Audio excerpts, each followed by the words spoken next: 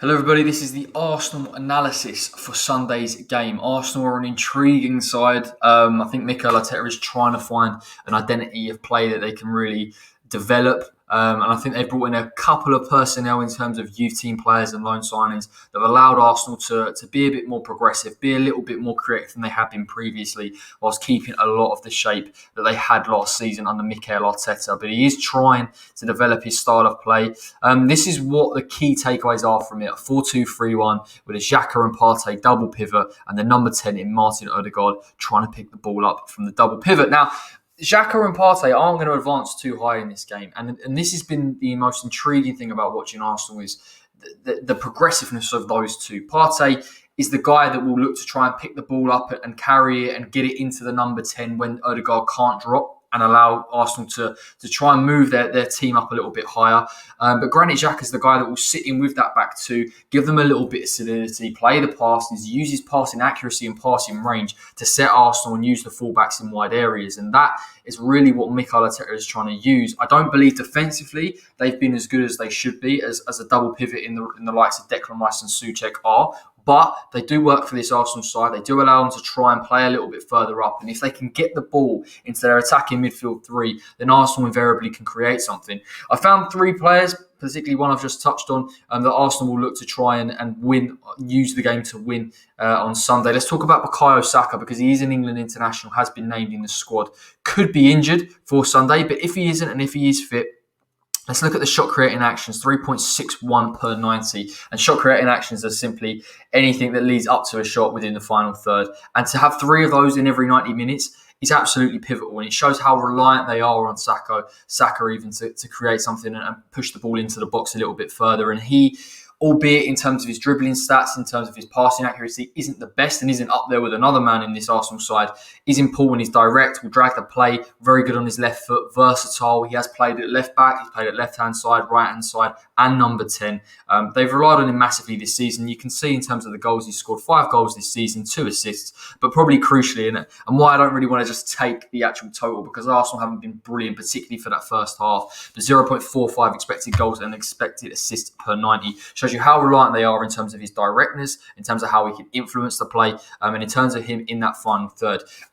Not having Saka in that team on Sunday will impact Arsenal massively in terms of how they can carry the ball into the box. They'll rely on Odegaard, therefore, who has the most number of live passes in the final third for Arsenal. So again, a lot of the creativity will come through him. But if West Ham keep in very, very good shape and Odegaard has to come deep to pick it off Partey or even Granit Xhaka, then again, you're limiting how Arsenal can attack West Ham, and you're limiting how far they can get in behind us and try and maybe exploit the mobility of Craig Dawson and Issa Diop. Emile Smith Rowe is a player that came into this Arsenal side around December time, I believe. And even though directly the stats don't necessarily say that he is the most pivotal man, they say that Saka is, Emile Smith Rowe, in terms of what he does for this side and in terms of the goals that he almost invariably leads up to, is how Mikel Arteta has been able to score a lot more with him in the side and been able to link up with the likes of Lacazette, Saka and Odegaard. Here we've got 0.68 goal creating actions per 90, which is first in this Arsenal side, above Saka and above Odegaard. And at 0.68, in terms of creating those goal creating actions, it shows you how he's almost that second man in Arsenal's final phase of play. And it's all about trying to nullify a guy that is happy to come within half space, is happy to drag out wide, very comfortable with the ball at his feet. Not necessarily a man that's going to come deep and pick the ball up in the same way that the number 10 will within the system.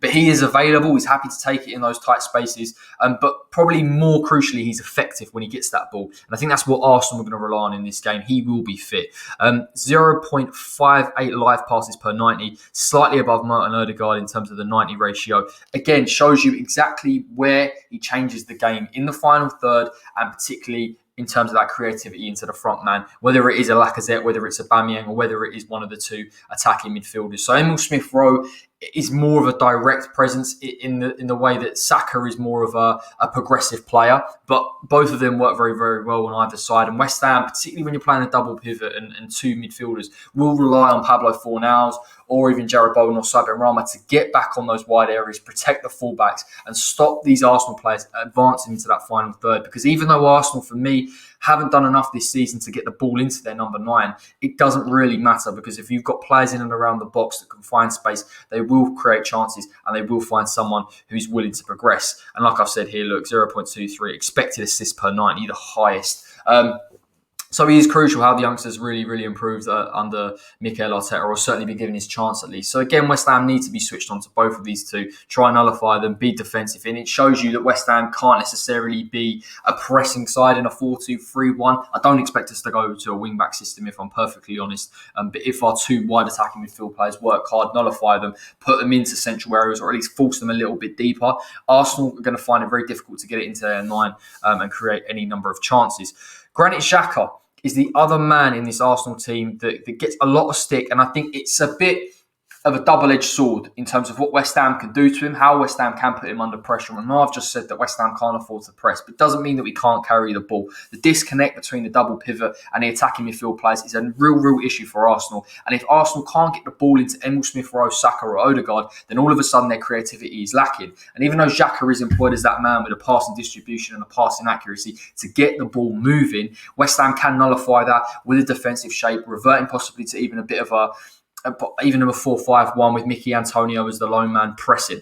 And this is something I really want to address. I know I've just talked about the final third passes, but look at the pressures for Granit Xhaka, 26.3%, which is the 5th worst in this Arsenal side. There's two ways of taking this. A, he's the more defensive and he's happy to slot in and he's not really going to progress the ball. He's going to pass it but not move. So he's never really trying to challenge the opposition from that sense, and he always has players in front of him. The other way of looking at it is, as a defensive midfield player, can he deal with the pressure that West Ham will put him under? And even if West Ham are in deep areas, and it does mean that Mikel Antonio has to carry that ball, if Granit Xhaka comes up against Mikel Antonio, is he either going to A, concede a foul, or B, be beaten? And you feel that if Arsenal, when they're not set in that defensive shape, are all over the place, they start to panic, they haven't really adjusted to Mikel Arteta's composure in terms of playing out from the back or even getting into that shape very quickly. So there is an area for that. You look at how many players West Ham can progress. Jarrod Bowen, if he plays, Pablo Fornals with a higher work rate, Jesse Lingard now back in the side. These are all problems for Arsenal to contend with, and it is an area that West Ham can try and pinch the ball off, create high turnovers in exactly the same way that Aston Villa did earlier in the season and create a chance for them. And lastly, dribble past this season 53 times, which is the highest amount in this Arsenal side, and 2.40. To put that into context, Declan Rice is around 1.75 per 90. And again, I would argue that Declan is the more progressive of the two, more than happy to carry the ball than Granit Xhaka will. So that demonstrates to you the weakness that he has as a defensive midfielder that West Ham can look to exploit, even if we sit in deep areas. So I guess the way of looking at this is, if Arsenal are disjointed in their attack, they press forward Partey, but they sit with Xhaka a little bit deeper, and West Ham can break that Arsenal press and create a turnover and break with numbers, I'm not convinced. And luckily for us, I'm actually quite positive that Granit Xhaka can't deal with that. And although David Luiz and Gabriel are aggressive players, I'm not sure on them positionally. I'm not sure on them in terms of mobility. I'm not sure on them in terms of composure. And I think West Ham, it gives you the direct game plan of how we've got to play against this Arsenal side. At times, we'll have to sit deep. At times, we'll have to pack in, create a narrow block, frustrate them in the wide areas with Smith Rowe, or even if Tierney tries to advance a little bit further, because he's responsible for a lot of Arsenal's creative play as well. And if we can restrict that, that's absolutely fine. We can nullify their creativity. But equally, how effective are we on transition? And how can we press Arsenal far enough to really create issues there, break them out of their shape and create chances on goal? And again, a lot of it comes down to how clinical we are as well. And I'm not too convinced that on some players. I think, Pablo Fornals has been guilty of it. Jarrod Bowen's been guilty of it. But from open play, West Ham can progress with the ball enough. And if as long as we commit members forward and really hurt them, then I can't see Arsenal hurting us in return, if I'm honest. They're not. Their transitional play from defence to attack is nowhere near what West Ham's has shown to be this season. And I think West Ham just have to take their moments in this game. Set pieces are always an avenue. And listen, that's a completely different topic in terms of how we want to hurt this Arsenal side. But from open play, West Ham have got to be progressive.